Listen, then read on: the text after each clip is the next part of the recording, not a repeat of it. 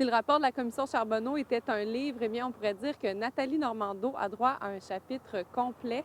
Et dans le cas de l'ex-députée de Bonaventure, ce qui retient l'attention, c'est l'utilisation à répétition de son pouvoir discrétionnaire alors qu'elle était ministre des Affaires municipales. Entre 2005 et 2009, Mme Normando a passé 32 fois par-dessus la décision des fonctionnaires pour bonifier des enveloppes accordées à divers projets. Et dans plus de la moitié des cas, ces projets étaient réalisés par la firme Roche, firme qui organisait pour elle des activités de financement politique, qui en organisait également pour l'ex-député Georges Mamelonnet, décédé dans un accident de voiture l'hiver dernier. Aucune accusation formelle, mais aucun doute possible non plus. Un jeu d'influence existait bel et bien entre certains élus de la Gaspésie et la firme d'ingénierie Roche. Chez Roche, d'ailleurs, la personne qui avait été le plus éclaboussée lors de la commission, eh bien, c'est l'ancien directeur du bureau de Gaspé, Claude Le Seller, le même qui s'était enlevé la vie l'année dernière, une semaine après les perquisitions de l'UPAC dans ses locaux. Et plusieurs courriels présentés en preuve lors de la commission Charbonneau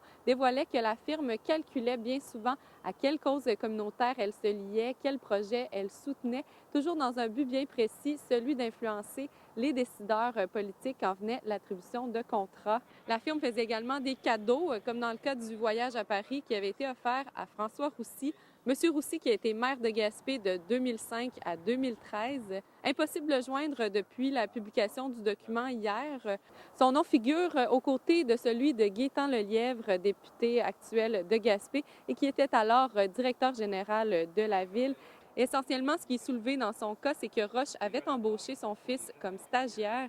Dans le rapport, on trouve d'ailleurs un extrait d'un courriel interne de la firme qui dit que cette embauche sera payante à court comme à long terme, que ce sera comme donner ça à Gaétan, mais indirectement. Monsieur Lelièvre se penchera sur le rapport dans les prochains jours, mais s'abstient pour le moment de commenter. Léa Beauchesne, Gaspé.